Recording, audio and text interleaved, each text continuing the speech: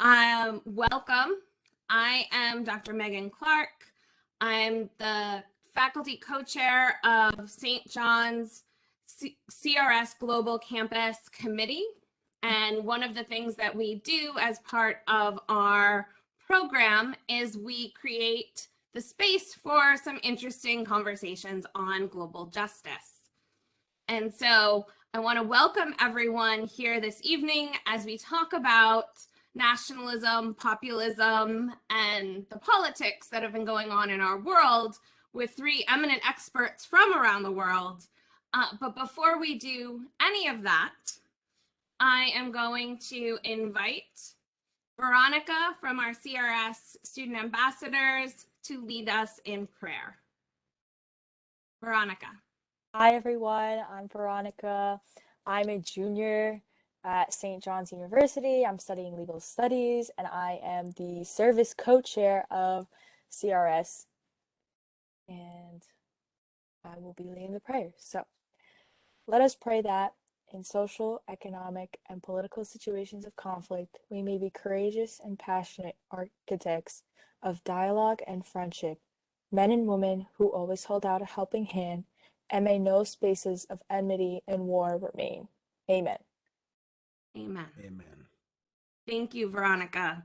That was, for anybody who might recognize it, Pope Francis's monthly prayer from this summer, praying for peace and dialogue. I am now going to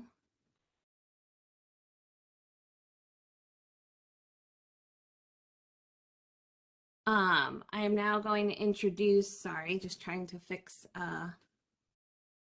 the participant list and introduce our speakers so that we can get started. It is truly a pleasure to have with us today Stan Chuilo, who is a research professor of World Christianity and African Studies at the Center for World Catholicism and Intercultural Theology at Depaul University. He is the founder of the Canadian Samaritans for Africa, a charity dedicated to serving rural women in 6 African countries, and the coordinating servant of the Pan-African Catholic Theology Network. He is an expert for the 17 Rooms Global Initiative of the Brookings Institution and Rockefeller Foundation on the Sustainable Development Goals.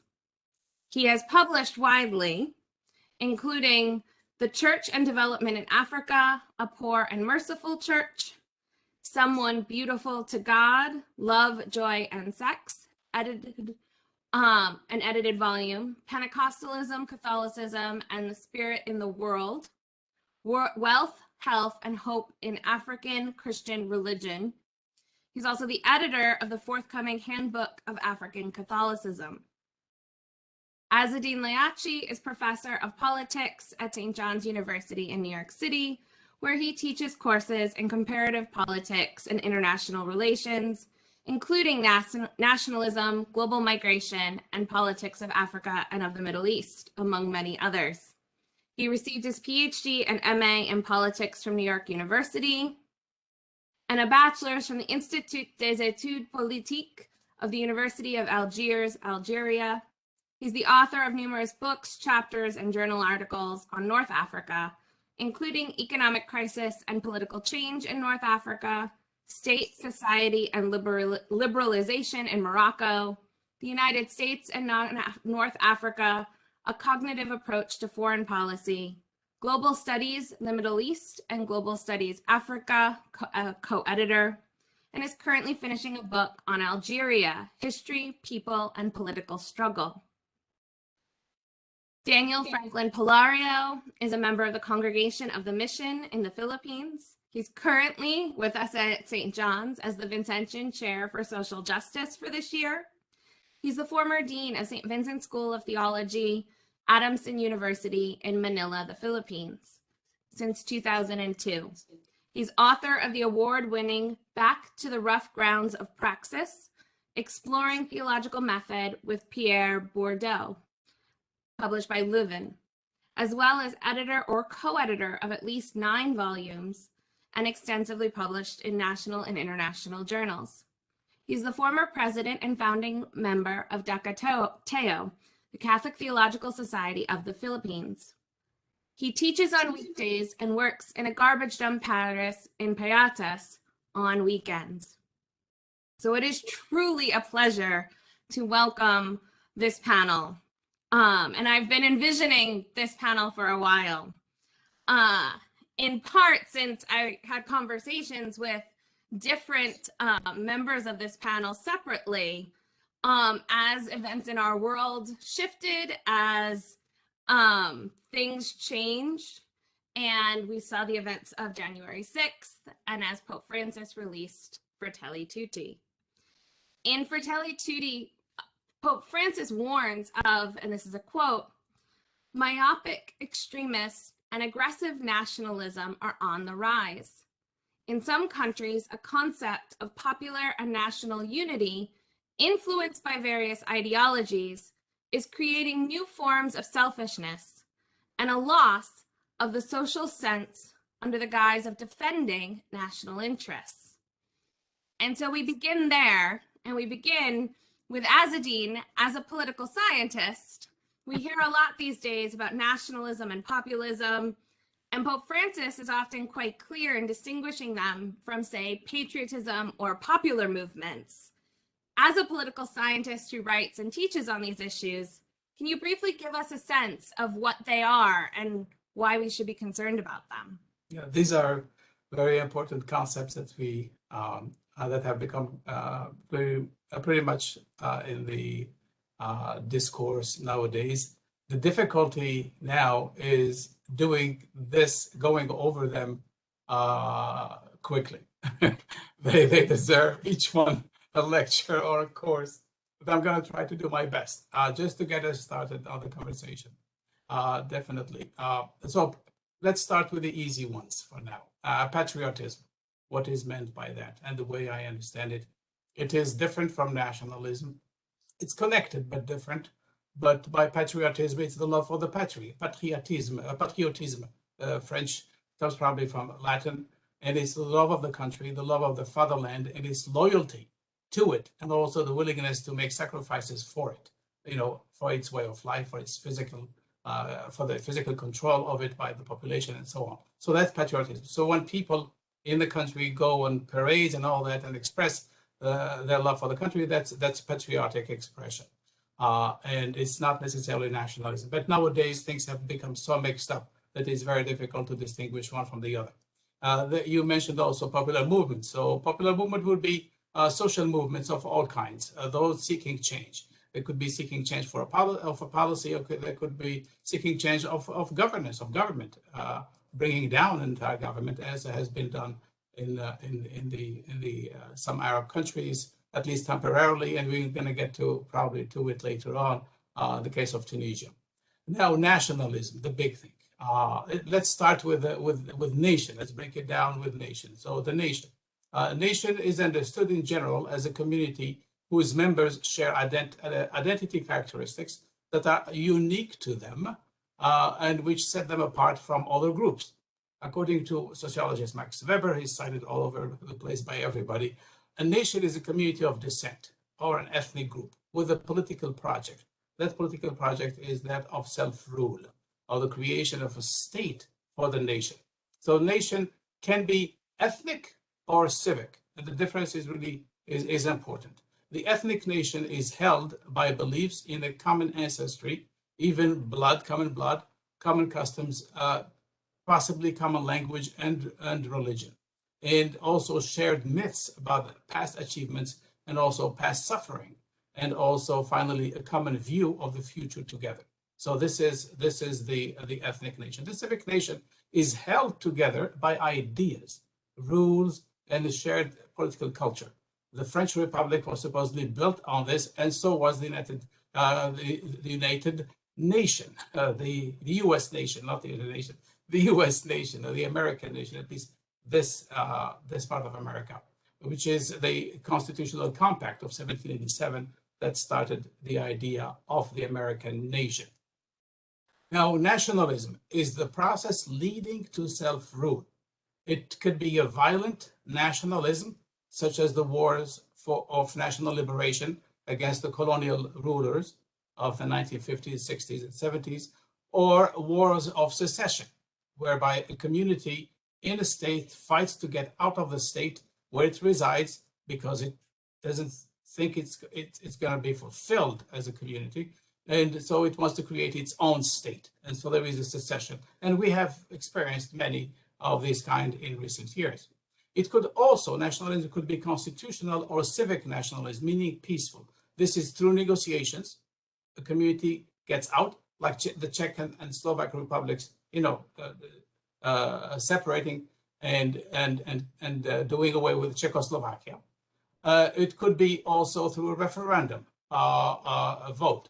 The Scots tried to get out of the UK. They failed in a vote, I think 2016. And then they're going to try again, I'm sure. And then Quebec tried twice, and it's likely to try again, and they failed. So nationalism, however, when we say nationalism in a country where there is a sense of nation that is self-ruling itself, like the United States, then it is a different meaning. So nationalism in already self-ruling societies, those having a state of their own, may be understood as a desire to regain a lost control over the destiny of the country and its society's project. When a state leader says, I'm a nationalist, and I'm quoting Mr. Trump, he said it, he probably means to endeavor, he's there to endeavor to return that control to the country instead of allowing global, external, regional forces to affect its inner workings and the destiny of the country. That's what it is meant in that context. And ethnic nationalism, let's say it, is typically exclusionary. It does not want to admit those deemed not to belong to the nation on whatever basis it chooses. And it decides, in some instances, it tries to kick out or to kill those not deemed part of the nation, and that's ethnic cleansing and genocide and so on. Then there is the civic nation, going back to it, in theory, it is open to everyone on an individual basis, as long as the person accepts and adopts the civic values that undergird the civic nation, like the United States, is the idea. And then to complicate matters, let me bring in white nationalism. I'm sure we're going to come back to it, which is a relatively new concept. And there is a professor in the University of London, Eric Kaufman, who indicated that white nationalism is the belief that national identity should be built around white ethnicity, and that white people should therefore maintain both the demographic majority and dominance of the nation's culture and public life. So for the white nationalist, national identity, therefore, should be built on that white ethnicity. When this kind of nationalism mixes with populism, and this is going to take me into populism, so the consequences can be quite serious. The January 6th event is one of them, and maybe just the start, unfortunately. Today's dominant populism in Europe and the United States is fundamentally driven by a kind of white nationalism that overlaps with white supremacy and even racism. Whiteness is understood as including all people of European descent in the United States and around the world.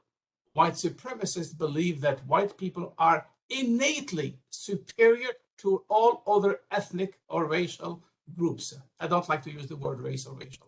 But white nationalists, on the other hand, wish to maintain the white demographic, political and economic, as well as cultural dominance. Until recently, white nationalism and its core tenets were assumed to be simply the default presumption of American life. It was assumed that America is that. But things have changed. In other words, white Americans saw the American nation as being essentially an extension of their own ethnic group. However, in the last 4 decades, demographic changes and the extended civil rights movement and calls for multiculturalism have generated important sociopolitical mutations that made white Americans see, some of them, not all of them, of course, see their definition of the nation as slipping away. The new American identity has come to include and to be defined by more than white identity. This new reality has somehow generated white nationalism connected with white supremacism and generated the belief among many of their members that the country should maintain a white majority and protect its dominance by all means, including imposing strong limits on immigration and even by compelling non-white citizens to leave.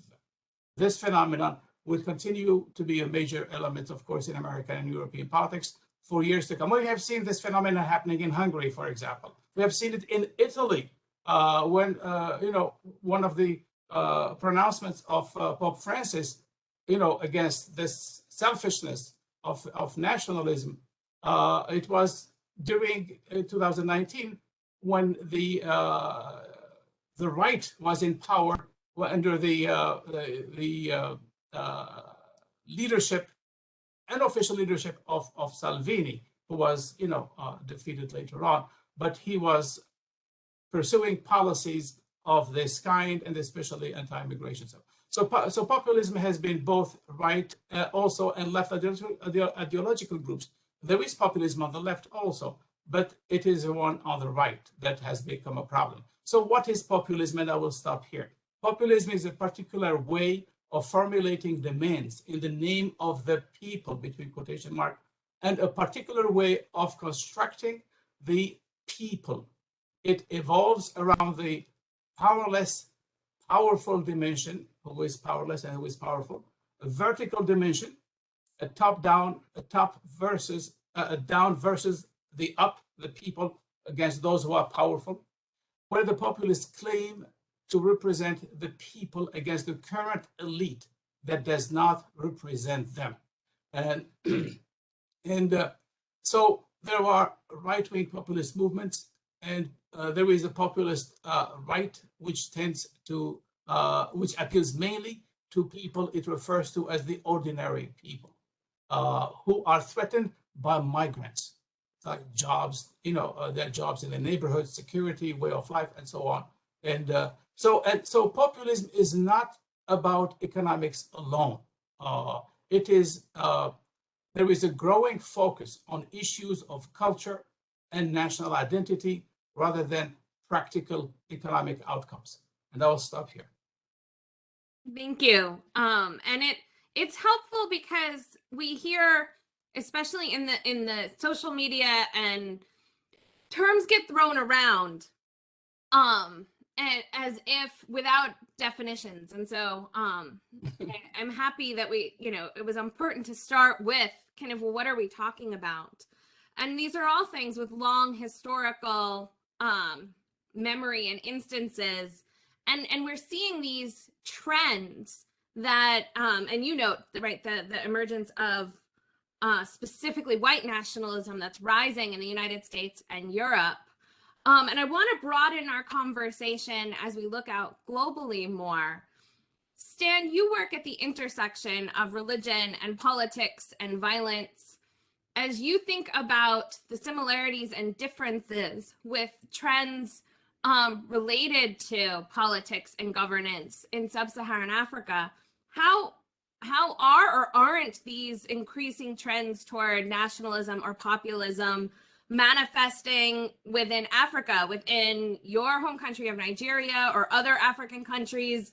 I know this week has just yesterday we had some disturbing news coming out of Sudan with respect to governance, but I don't know that could really falls into the same sets of categories as what we're seeing in Europe and the United States.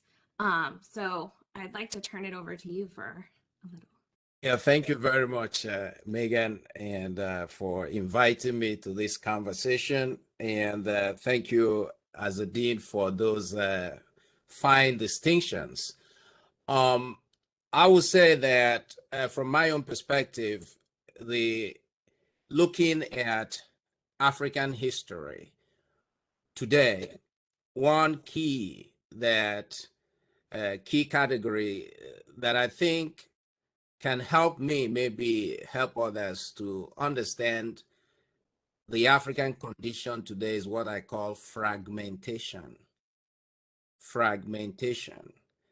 And that simply means that, and I'm talking, I don't like to generalize when you talk about Africa, but I'm talking about trends that what you see is that it seems that many African nations are breaking apart in a sense, becoming failing or failed states, but also this is not only happening in politics, this is happening also with regard to religion. We see what's going on in Sudan that you rightly pointed out. We see the war in Ethiopia. We see this year alone, we've had now the fifth coup in Africa. But more fundamentally is that this fragmentation reveals to me what many people have called the African condition, African predicament, that there is a collapse, a gradual collapse of our society as a result of historical factors that have come together to reveal the false narrative of African modernity. Now, when I heard the word nationalism for the first time was when I was in primary school, we had of our nationalists, that is the freedom fighters who fought against white supremacy. They were very pan-African in their vision. You had people like Marcus Garvey, and it was of all Africa. There was even the Back to Africa campaign here in the United States. So one of the nationalists, the Ghanaian Kwame Nkrumah, had said to Africans, seek ye first the political kingdom, and every other thing will be added unto you. That was the vision, that self-rule and self-governance for Africa will bring about the renaissance of Africa, will bring about a better society.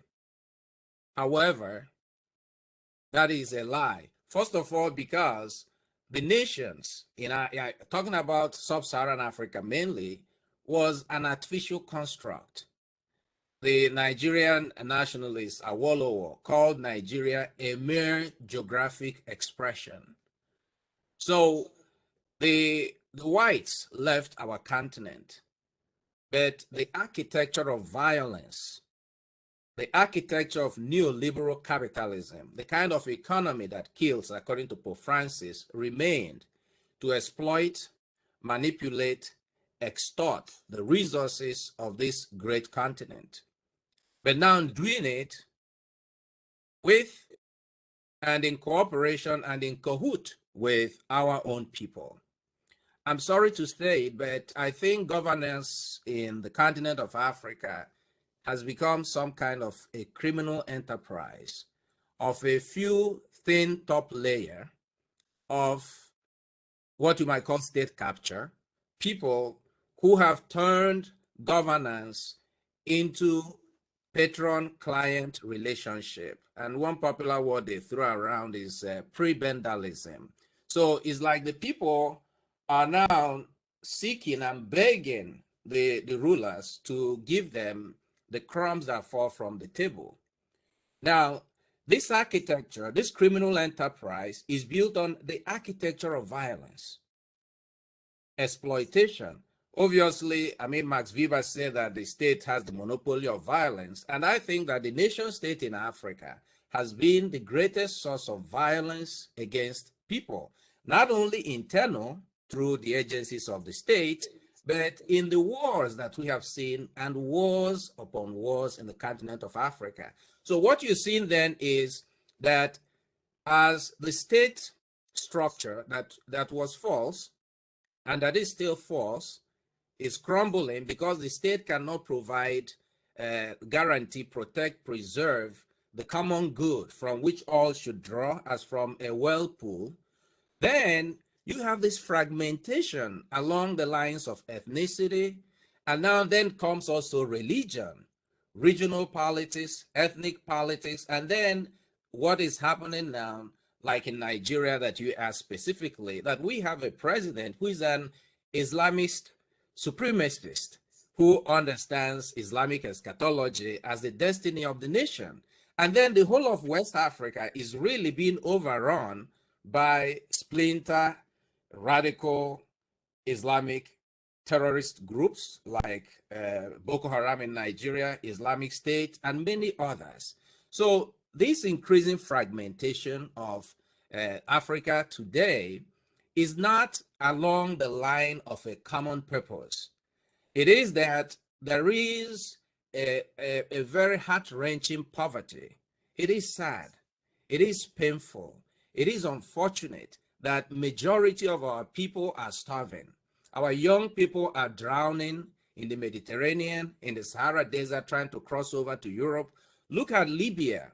So we have then to interrogate the movement of history in Africa and to see that I think the forms of nationalism, like the one of my own ethnic group, the Igbo people that suffered during the Biafran War, the genocide, now there's a resurgence of Igbo nationalism. And so we have people saying we can no longer be part of Nigeria. We have the same thing in Cameroon. We have the same thing in South Sudan. We have the same thing in Ethiopia. What is happening is that the nation state cannot guarantee the safety, cannot guarantee justice, equity, good governance. Then people are looking for alternate sites of hope. However, these alternate sites are only a replication of the same reality of fragmentation, because look at South Sudan, what is happening today. And so I think that there is a deep need for us to understand that the healing of this brokenness in Africa is not simply going to happen as a result of one human being or one big man or big woman of the state. It has to be driven by the people, and that requires a proper understanding and interpretation of the concatenation of historical forces that has brought this unacceptable structural violence in the continent of Africa that is killing and destroying our people.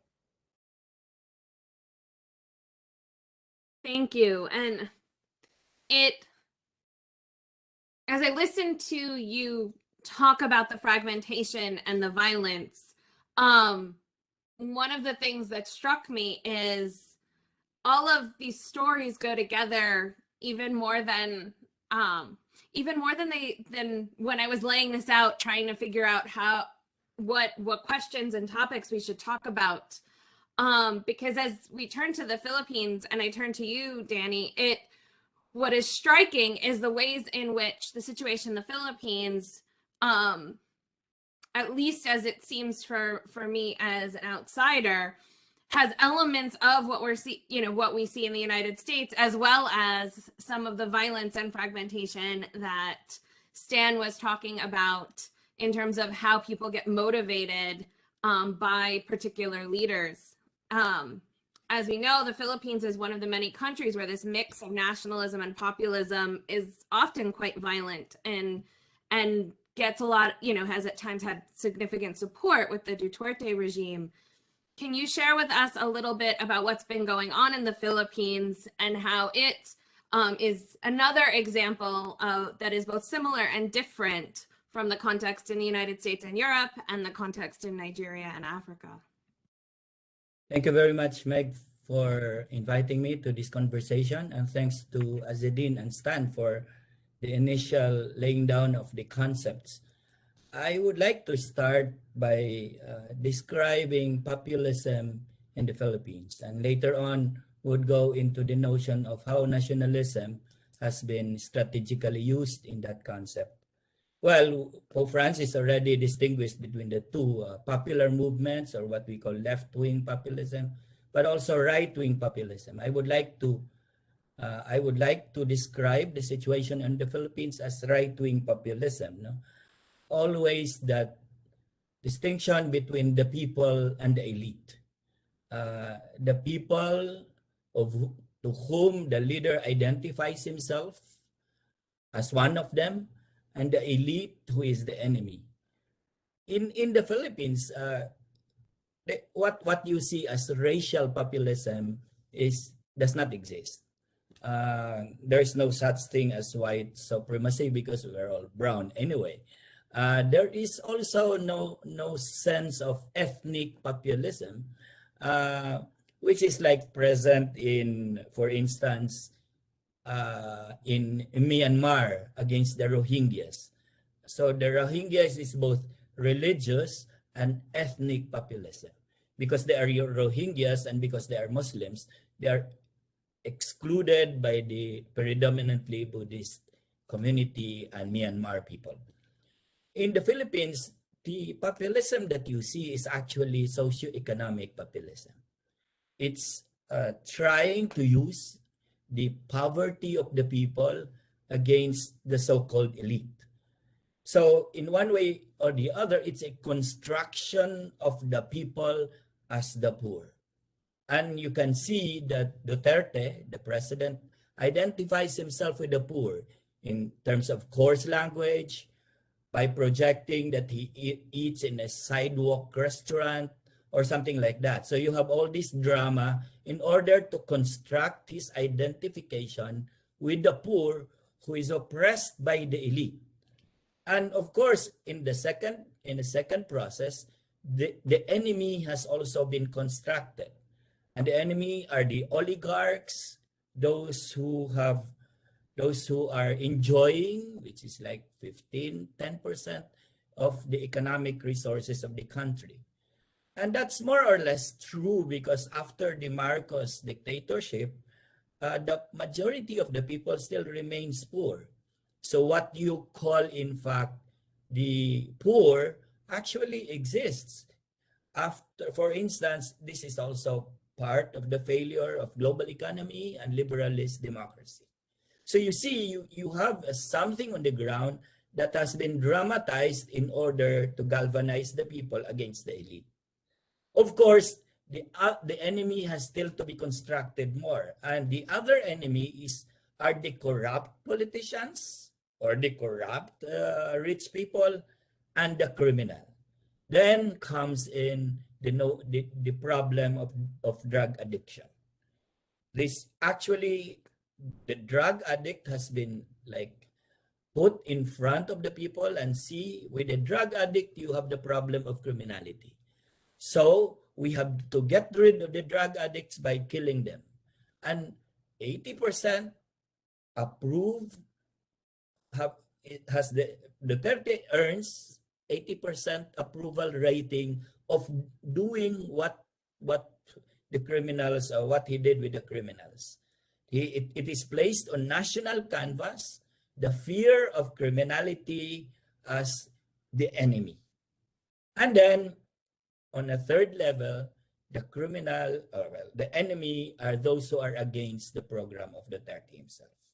Then that would include the Catholic Church, which is vocal against him, the human rights advocates and lawyers, and all those who are against the Duterte regime.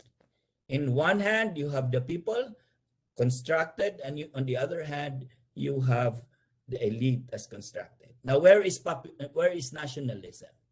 I would like to describe Duterte's nationalism as strategic nationalism. As Professor Azzedine has said, the nation actually is a constructed reality. Benedict Anderson once wrote in Asian Societies, the nation is an imagined community. Now, how does Duterte imagine the Philippine nation? It is always imagined against the West. Against the West, who imposes its own ideals like human rights, democracy on Eastern or Asian societies. So that's the imagination. However, so you rally a nation against other nations who encroach on you. However, it's not as critical because China actually is another force, another nation that encroaches on the Philippines. and Duterte uncritically accepts China as in his company. So you see, this is actually strategic because the only purpose, I think, is to be able to remain in power, whether it's United States or China, as long as they support my own national agenda. I stop here. Thank you. Well, and what strikes me as the reason why I think that Duterte's example in some ways brings together elements, all of these different elements, and I think is because the way in which it's strategic and it exposes some of the violence and the power grabbing that otherwise can hide behind racial and ethnic division. The people claim other things, and the case of the Philippines takes away some of those elements and really shows what's in all of these cases, but underneath it. In the interest of time, I wanna shift, and I want to shift our attention to the United States and what happened on January 6th. But before I do that, I wanted to just ask Stan and Azzedine if they want to pick up and build on anything that Danny said, particularly with respect to the role of corruption. Because it seems Danny, what I heard you saying is, right, so we have the corruption of Duterte and we have the corruption of others that he can point to as justifying himself. And I heard corruption underneath a lot of what Stan was talking about in terms of the fragmentation and the part of what motivates how people get pulled into these movements is the fact that the governance isn't there, that the governments are not providing the basic necessities and a safe, transparent public structure. And I think this ties as well to the example, Azzedine, of in different ways of Tunisia, in which the question of corruption led the president to dismiss the prime minister and the parliament, but in a very controversial way, in terms of, in Tunisia, as with, many other countries where there are things that count as coups in certain ways, right? We're left holding our breath, kind of what will come next, and will it be more corruption or less? So I just want to give a second to each of you to see if you have any thoughts on, and maybe even to what could be done with the role of corruption in all of this. Why don't we start with Azzedine put his hand up, so we'll start there. It's like it is a real problem, and corruption is a human fallacy. It exists everywhere. It exists here. It exists everywhere. But the impact and extent of it could be different from one country to another. Some countries are absolutely immobilized, decimated by corruption, because you take corruption out, the whole system stops from functioning because it's all built on it. And let's also remember one thing, is that the big corruption among the state elite, much of it has been connected to the corruptors in the West, those seeking access, those seeking contracts, those seeking natural resources, those, and in the millions of dollars, putting them in, shady accounts somewhere for people who make decisions in those countries. And there is then also the petty corruption, which is allowed as part of the, clientelist networks, because the governance is done in such a way that without clientelist networks that are fed through corruption, and then the whole system will collapse. And so the issue is the issue of governance. The corruption exists everywhere, but it has a much bigger impact somewhere. Somebody, said that corruption, you might get a corrupt person, let's say in South Korea, who gets bribes under the table in order to get a contract, but the job is done. You do that in some African countries, the job is not done, and the corruption did take place. And so that's the kind of impact that's really, really bad, and especially in societies that are being torn by a multitude of issues. You have climate change itself, which has hit Africa a long time ago, not just now, and plus the economic conditions. And then the idea of states, the states that were inherited from colonialism are themselves artificial. And they were those who inherit the leadership over these states after the independence of the African states have not been able to cater in an equal, impartial way to all, to a point where some groups decided that this state is not for us and we need to get out. And the first call for action came with Biafra in 1967, when the Igbos wanted out of Nigeria. Unfortunately, Africa was not ready for such thing. And also the Africans have never wanted any colonial borders to change, so they won. So the big thing that happened to Sudan was finally able, after 3 years of war, to get out of Sudan, South Sudan. But then South Sudan itself, when it started looking at itself after it became independent, it saw that itself was divided. And then a war began among the South Sudanese. It's all really intertwined with a host of issues. So it's complicated. The case of Tunisia, definitely, yes, Tunisia, unfortunately has been the bright star of the Arab Spring. It has been the only country that remained where the democratic experience has remained standing and going forward. It has been really a joy to see that. But the difficulties in articulating that transition have been such that it has become impossible. It's impossible to do a clean slate change, because there was a point where there were few people able to manage the massive project of change. There was a need to even call back some members of the old regime into the system. There was maybe a need felt to allow some level of corruption, even though there was a big outcry against corruption, because under the old regime of Ben Ali, 40% of the economy was in the hands of a single family, the family of the wife of the president. It was impossible. So there was a need to do something about corruption, but not enough has been done.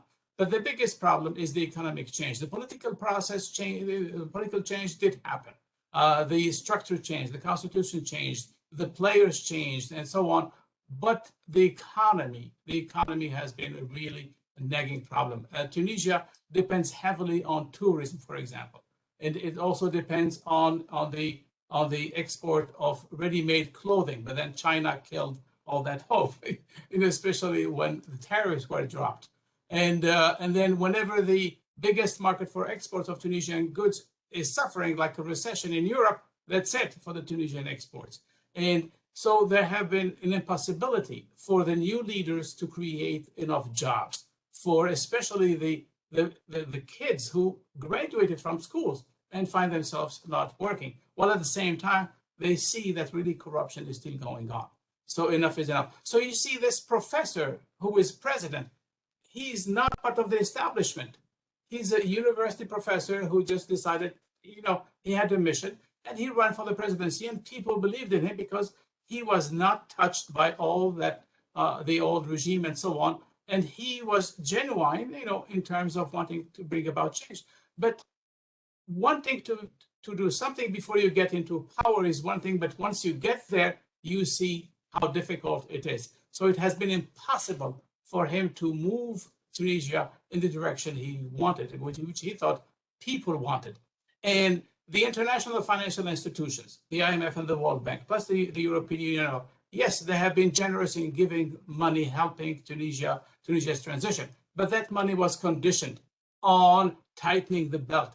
How can you tighten the belt when people need jobs and people need assistance and so on? So they have been in a bind, dealing with corruption on one hand and dealing also with the need to really restructure the economy and make it lean and mean, while at the same time satisfying the needs of the youth that are aching to either get a job or to try to cross the Mediterranean and go to Lampedusa, in Italy, or Spain or make it to Greece or anywhere else that they could go. So he decided also recently, because of disagreements in parliament, disagreements with the prime minister, that enough is enough, there is an emergency, I need to take charge. And of course, he dismissed the whole democratic process, the constitution and all that, and now he's ruling as a one-man government. And that's very, very deceiving, of course. That's very, very sad. And we would like that to really, that Tunisia goes back on its track. Otherwise, it's gonna be bad. Well, and one of the things that is both heartbreaking but heartbreakingly common about what you're describing in Tunisia, that I've seen, you know, when talking with my students when I was teaching in Nairobi, and the political situation in sub-Saharan Africa, is the combination of the political leader who promises transparency and change and then gets into power and that's not what happens, as well as the both the hope and hopefulness, but also the precarity of young people. And Stan, nowhere is that more clear, I think, than when you look at the demographics for sub-Saharan Africa and how much of the population are young adults that and in many countries, you know, stereotypes aside, in many countries like Kenya and Nigeria, you have a good amount of people who are getting education and getting degrees and have the capacity and the skills to influence and change their society, to be, you know, a more social justice movement and economic development than this violent corruption. But getting that in and getting the power in order to do that, it seems to elude. They're denied. They're denied that. Yeah, and you see the Algerian movement that began in 2019, the Algerian Iraq, where you had millions of people in the streets, not for one day, not for 2 days, but for an entire year, occupying every Friday and every Tuesday for the students. They would stop going to school on Tuesdays, and every Friday, millions of people going out, and it was mostly young people, and they said, no, we own it. We need to bring about change. They managed to pressure the military, who are, you know, really the kingmakers in the country since independence, to push the president out. He wanted a 5th term after 20 years in power and the country going through hard times. They managed to, so they felt empowered by just going out in the streets and trying to bring about that change. Unfortunately, since 2019 and now, not much has changed except the change of the president, but the system remains the same. And so they are denied the opportunity to do what they think, you know, needs to be done and own it. They said, we don't want to take the boats and go to Europe. We want to take care of this country. Let us work on it. Unfortunately, that is not happening. Stan, do you see positive, hopeful movement, or just the frustration that then leads people to get on the boats trying to get to Europe, in terms of in response to the intractability and the fragmentation, or right, the alternative is people are pulled into the Islamic State and Boko Haram? Yeah, I think actually is the American political scientist Ken Bolden, who said that nationalism is the only religion that still requires human sacrifice. Mm-hmm. And I will also flip it the other side, say the nation has been the only religion that continues to require human sacrifice. Now, if you ask someone, you know, go die for the sake of your religion, like the suicide bombers, we will say that these people are crazy. That's not reasonable, because we think that the liberal state is rational. It is the arbiter of human rights. Whereas religion is violent, religion is irrational, religion is driven to extremism. But it's the liberal state that supervised the genocide. It's the liberal state, I mean, the genocide in Rwanda, the Holocaust, the war we had in the last century, whatever you might term it, but it already happened with the emergence of modern European state and then the process of democratization that came subsequently.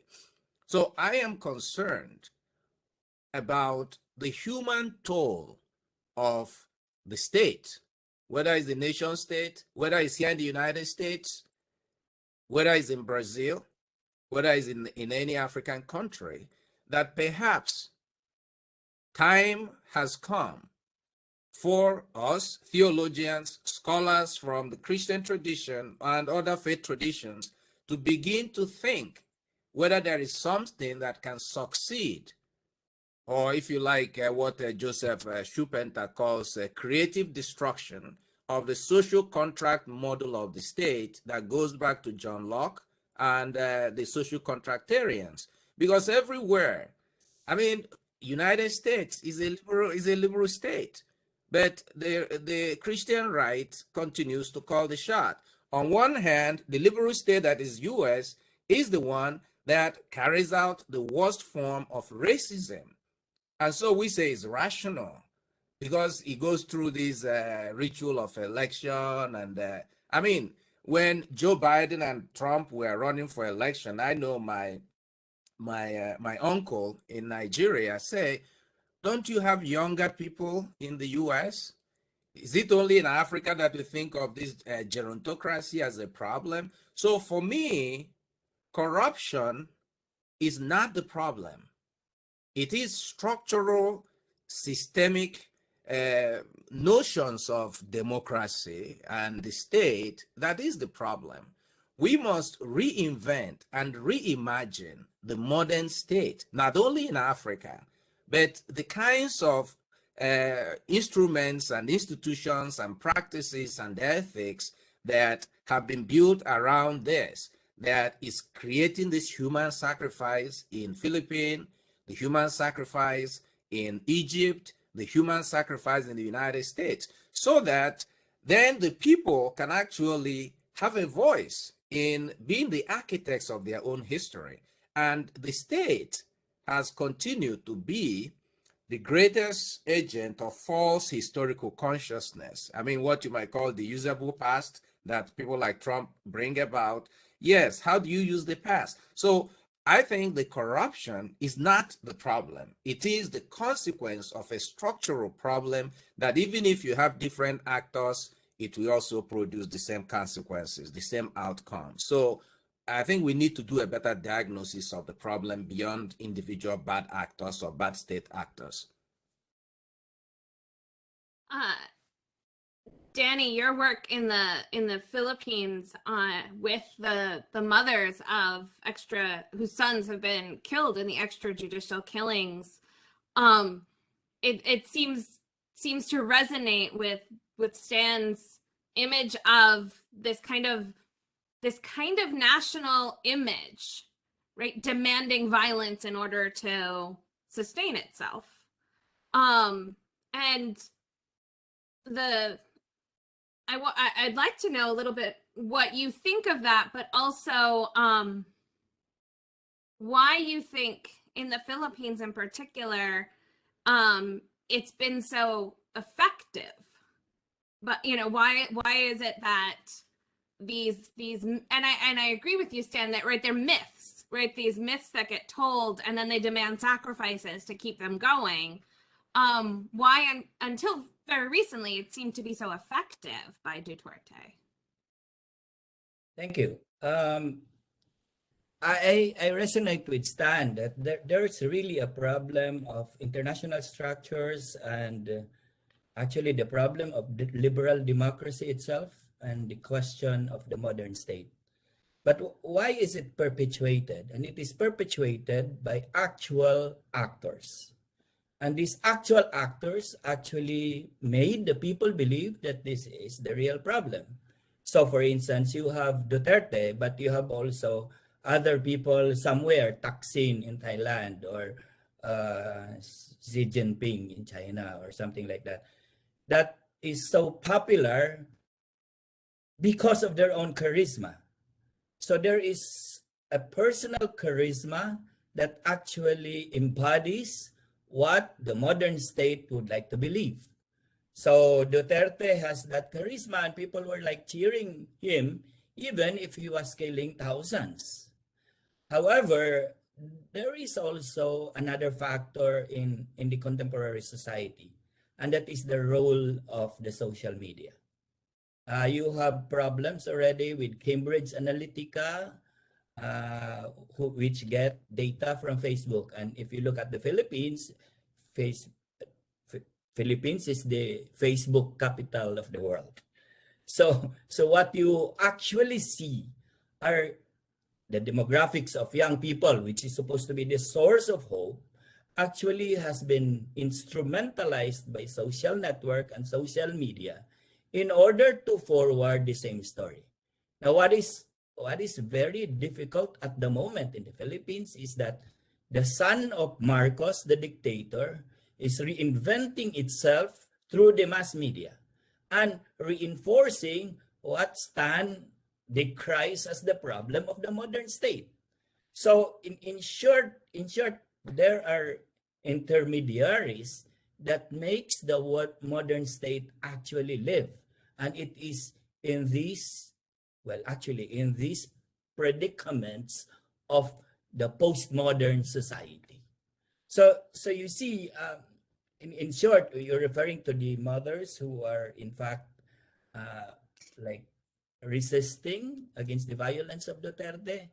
I think the hope, if we are talking about the hope is to be able to organize grassroots communities and to live parallel lives as alternative to the modern state and modern society.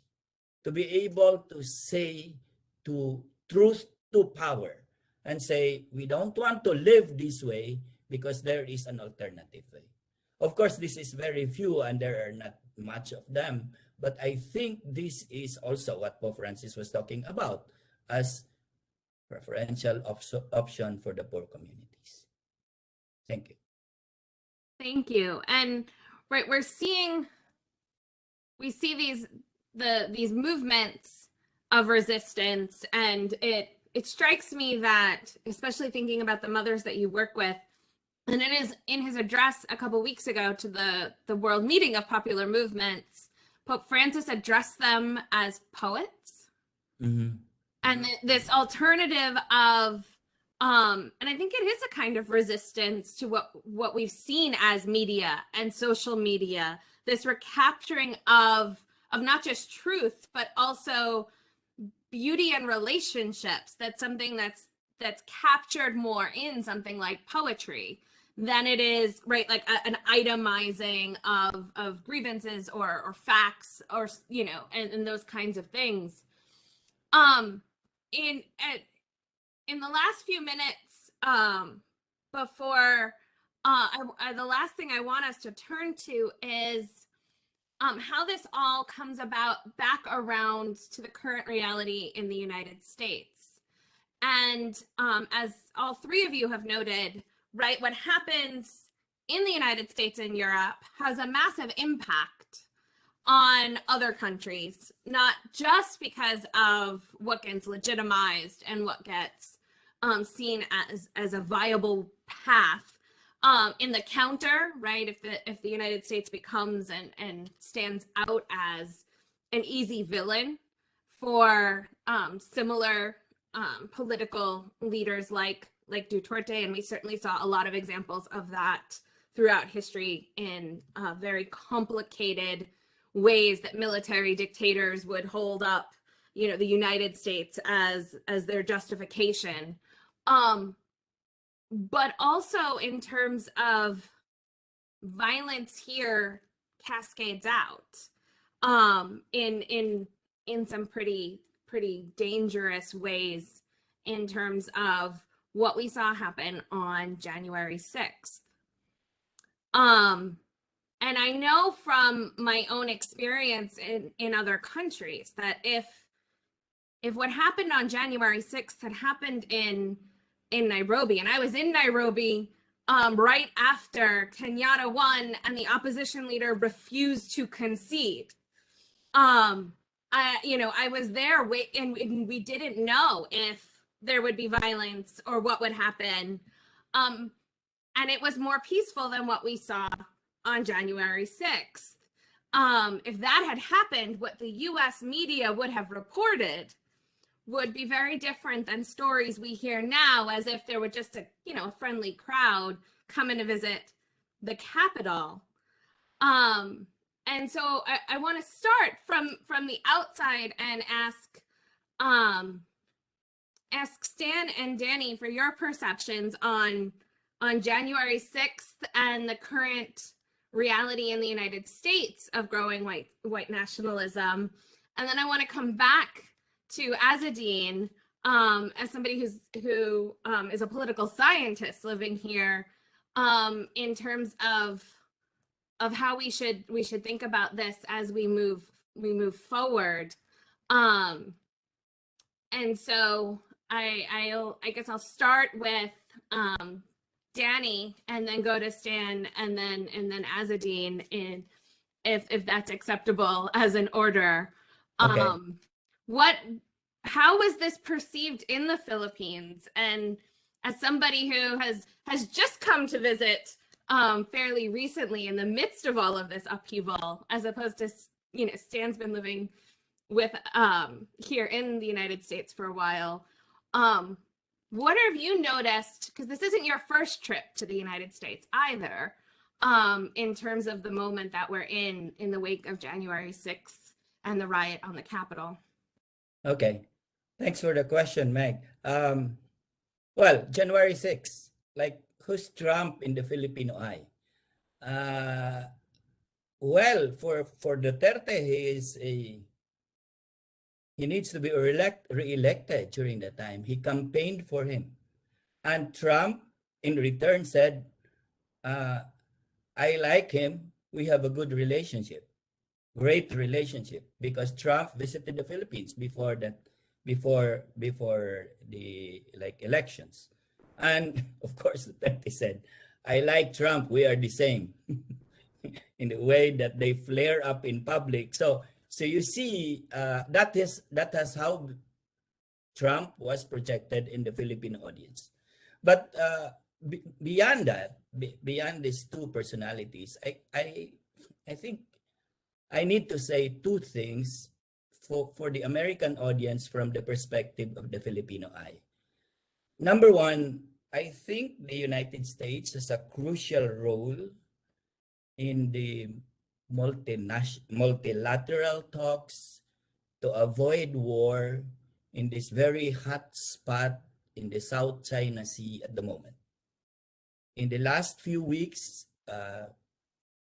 forces are building up in that island Dongxia of Taiwan. But even before that, the aggressive national entity of China has already occupied the Spratlys Island, which is within the economic zone of the Philippines. So there is an aggressive country, and I think United States with its force, with its leadership supposed to be in the world, I think has to continue doing multilateral processes in order to avoid war. Why is this very important? Because when war happens in that part of the world, it is the poor that would really suffer.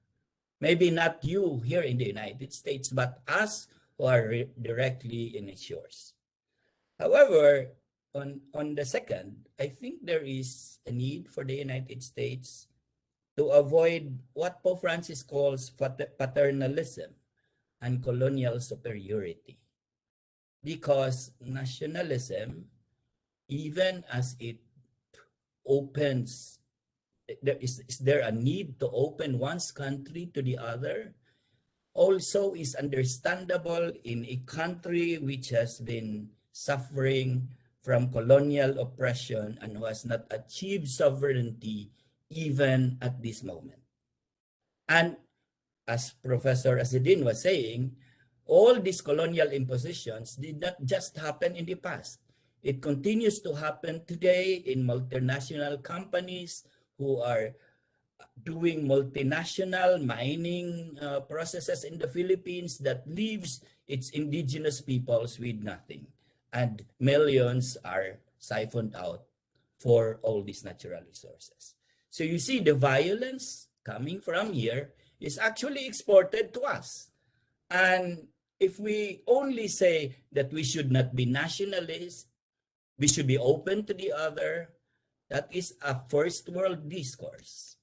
Because a third world country who has not even achieved sovereignty needs to own up to its own sovereign status. That's the 2 points I would like to make. Thank you. Thank you. Stan? Yeah, thank you very much. I was quite captivated by Danny's profound insight. So I forgot that I'm a panelist because I was listening to you. Now, I think 3 things I want to say about looking at January 6th as an African.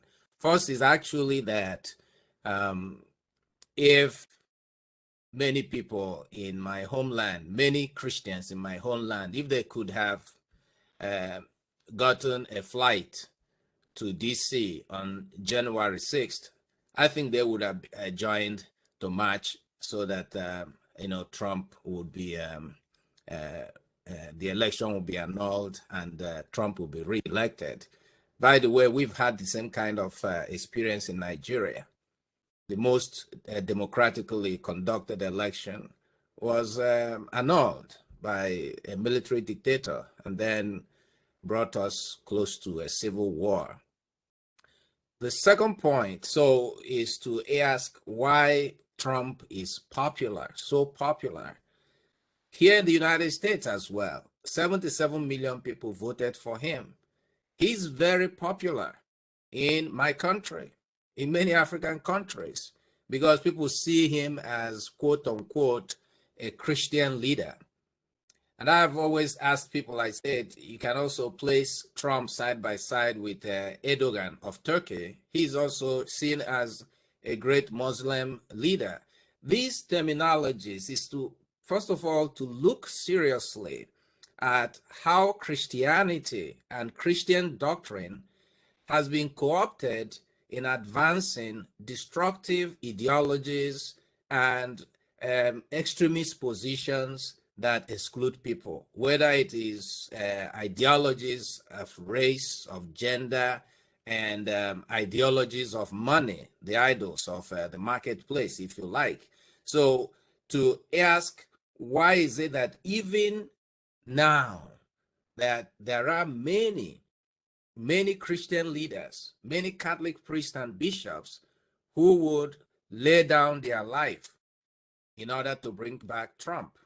And this is very important in understanding, also placing this side by side with the growing opposition and resistance to the reform being brought about by Pope Francis. And that's the final point, the question of fraternal solidarity, of social friendship. What forms of sacrifice should we make today? In whose name should we make those sacrifices? Because there is the need for the kinds of women that Danny work with, the kinds of women I work with in Africa, in rural African communities. These women are coming together. They don't care whether you're a Muslim or you're a Christian or whether you are Catholic or you're Protestant. In the groups we go to, on Sundays, because of how remote the place is in Uganda, there's no Catholic church in the vicinity. So when I go, I find myself just staying together and breaking bread with the women, but we don't even have one time I remember we had no place to get a wine. So it was not a mess, but we had to worship God somehow. We need to reimagine the future. And this reimagination is occurring in small places outside of the big cities, outside of these big imperial structures. And then think of how we can valorize such sites of hope and how we can see those sites of hope as the emergence of the new creation. Because we really need to pray and work towards a post-human world, if you like. I mean, this world that is now built on this architecture of violence, of war, of discrimination, God can destroy this world. And I think God should, because this is not the world that God wants us to be. We need a new humanity, a new world. And that requires courage and the kind of sacrifice that says to the darkness of popularism, this honor code that is narrow, let us say no to this darkness. I beg to differ. We need a universal ethics that reimagines our future on the structures of peace, of love, and solidarity.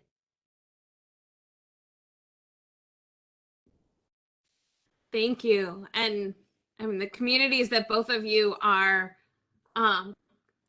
both of you work with and are calling us to be part of and embody more is certainly at the center of the kinds of communities that the kinds of culture and solidarity that Pope Francis is desperately trying to call not just the Catholic Church, but all people of goodwill in order to be part of. And I think, you know, the thing that that hasn't been part of tonight's discussion, but is certainly part of all of it is, you know, what's at stake in the need for this new humanity and a new culture of solidarity isn't just human lives, which certainly is at stake, but the very planet is at stake, which certainly does seem to tie in as I turn to you, Azzedine, in terms of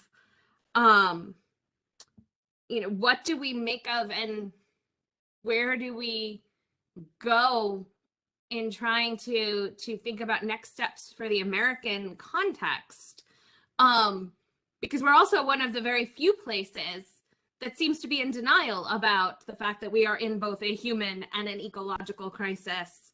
And that's something everywhere I go in the world, people we don't understand why in the United States everybody seems to, not everyone realizes that there is in fact a deeply human and a deeply ecological crisis going on. And January 6th was a lot of things, but a lot of anger.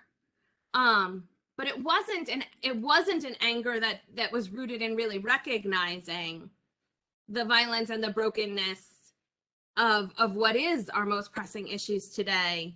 That there's certainly a lot of pain and anger, but it does seem to be turned in on the United States in a very particular way. And so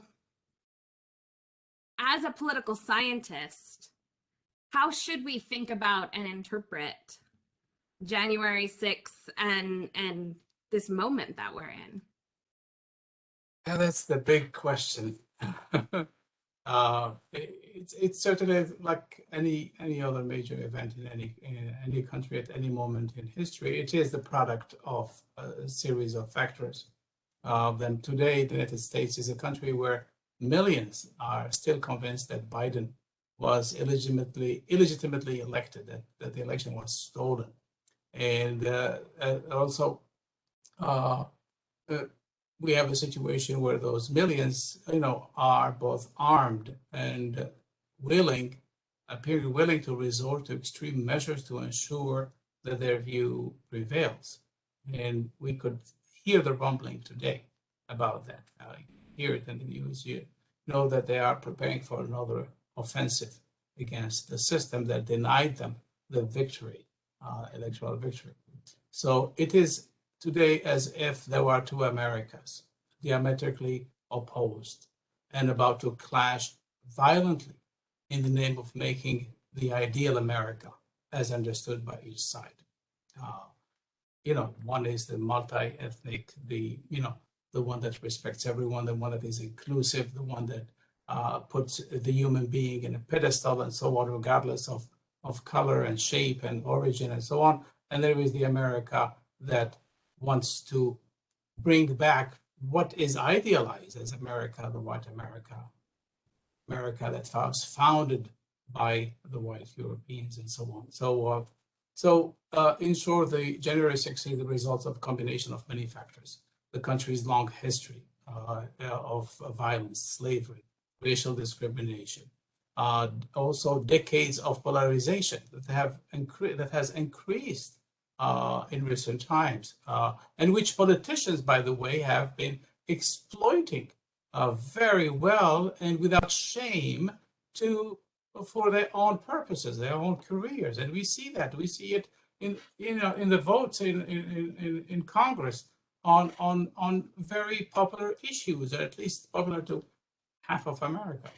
And then you bring in the populism, throw it in there, and a populist leader with an appeal, somebody who is completely different from what we have been used to in terms of leadership, demeanor, even the vocabulary used, and so on. So he's a guy who connected with that part of America that was somehow yearning for a change, for someone who spoke the language, someone who needed to pay attention to their issues.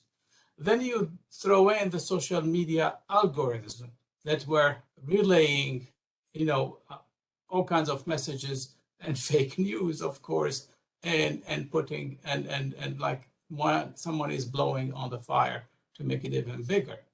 And then you bring in the rise of violent or armed white supremacist organizations in this. And then I would add to this the constitutional setting, which might be in question itself. And the constitutional setting was not easy to put together back, when the framers were working on it for many days to put it together. And the idea of having a national government that was not too powerful to overcome the liberties of individuals. It's in the name of that. That's partly the movement of January 6th was about. And so where do you start? How do you deal with this? Is this divide going to be permanent?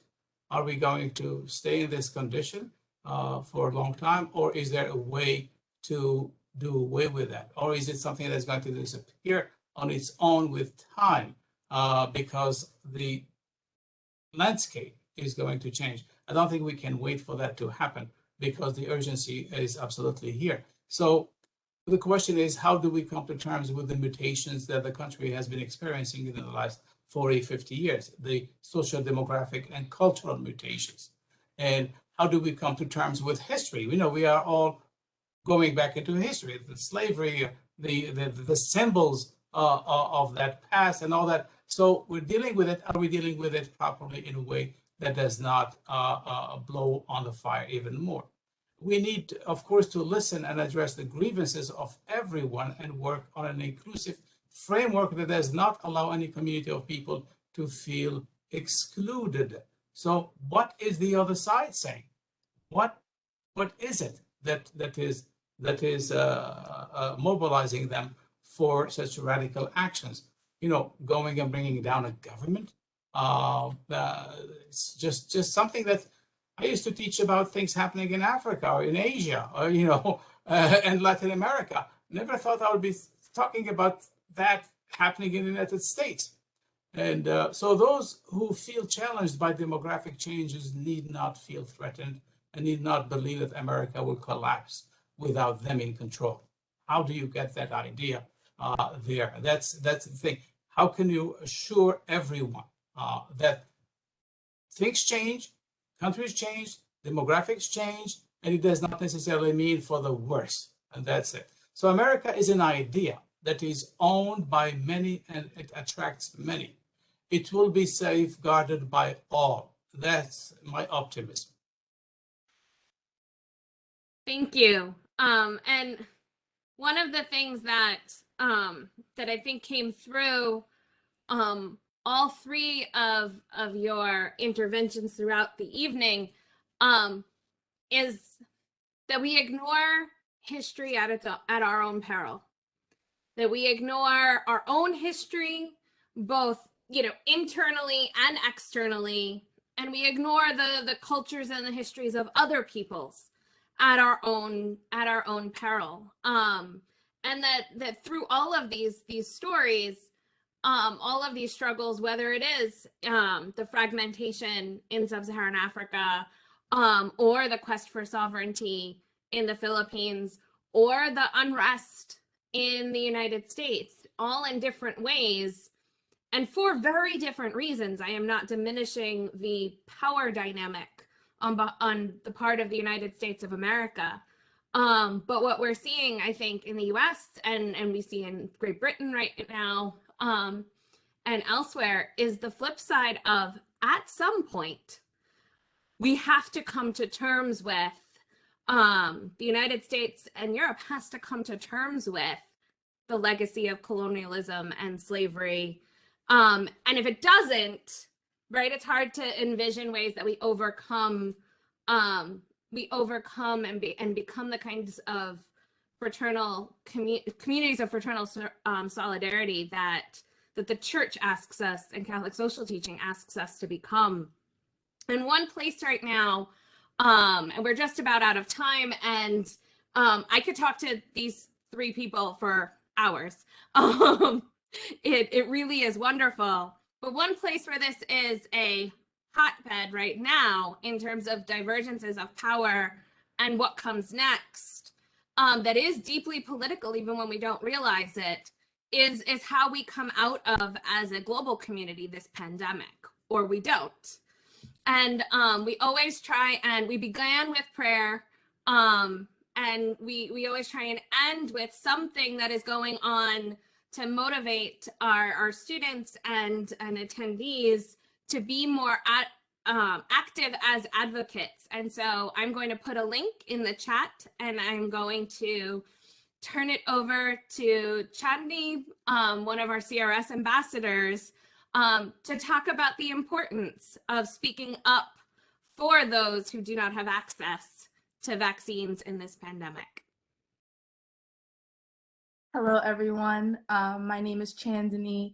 I am a philosophy major at St. John's University, and like our amazing Dr. Clark mentioned, I'm part of our Catholic Relief Services club here at St. John's.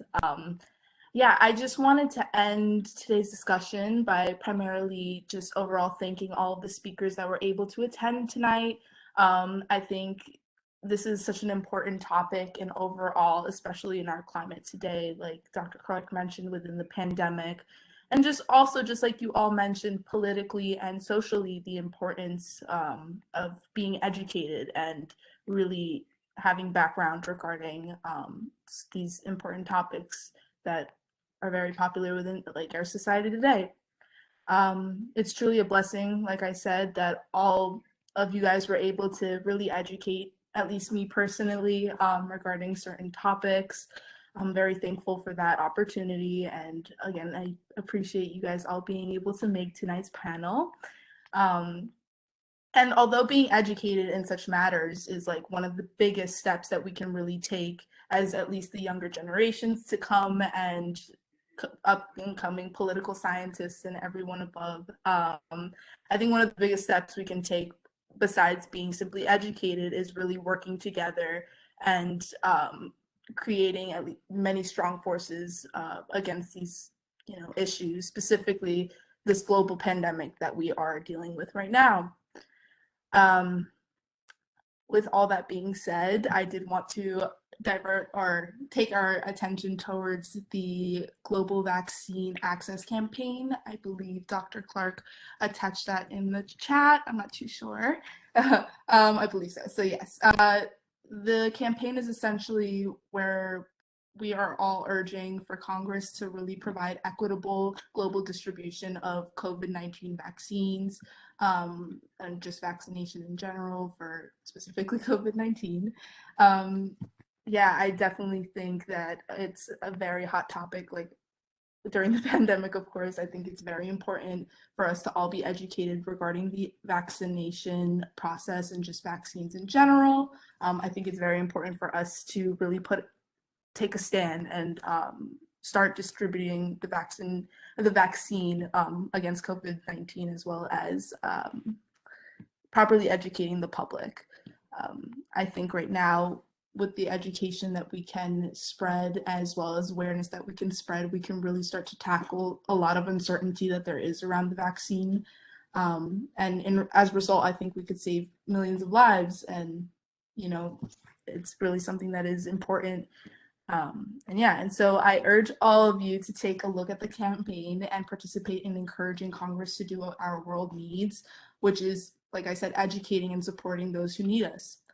Countries like the 3 panelists mentioned, and so many more, are really in need of America's services and just our help in really spreading information and really getting rid of that negative connotation that the vaccine has nowadays. So please take a look at that. I really urge you to do so. At the St. John's Catholic Relief Services Club, we really are enforcing so many, facts to be spread and proper education for all of our students. So I really urge everybody to continue that idea. Again, thank you all for taking the time to educate us, and I hope to see you all participate in the campaign. But thank you all again. Have a great night and enjoy the rest of your evening. Thank you. Thank you. Our CRS ambassadors, for any students who are on this call and any faculty, everybody should follow their efforts, and students, it's a great place to get involved and learn and develop your advocacy skills in order to advocate more on social justice and access to the vaccine. While we have to be careful about American imperialism and paternalism, 2 of the vaccines are produced and created. These are American companies and American partnerships. Pfizer and the Moderna partnership. US taxpayer money went into particularly the Moderna being able to be produced so quickly. And right now there's a big effort in order to make that vaccine available, in particular to the African Union. Right now, less than 8% of people in sub-Saharan Africa have had access to the vaccine. And in places like the Philippines, nobody in the US has experienced a lockdown due to the pandemic in the way that other countries in the global south that have gone on lockdown have really been on lockdown, with it being enforced by the military and the police, in where you're maybe not even allowed to go into your front yard, depending on the rules. That was from one of my friends in Manila. And so access to the vaccine really is a matter of being able to go about your life in much of the world. And as we talk about people getting 3rd shots here in the United States, it's deeply important that we do our part in making sure that the rest of the world is able to access something that otherwise they are not able to access. Our next event, which will be towards the end of the semester, if you watch on Twitter and other social media, will hopefully be on global vaccine equity. But that has not yet, the date has not been scheduled, and so more to come. I am deeply grateful to Azzedine, Danny, and Stan for sharing their knowledge and their perspectives with us. Thank you very, very much. And if anyone knows anyone who'd be interested in this, we will have it up on YouTube probably by tomorrow. And so please share it with your friends so that they can watch and also benefit from the insights of these wonderful scholars.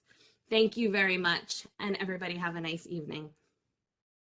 Thank you for the opportunity, Thank you. Meghan. Thank you. Thank you, Meghan. Thank you, Meghan.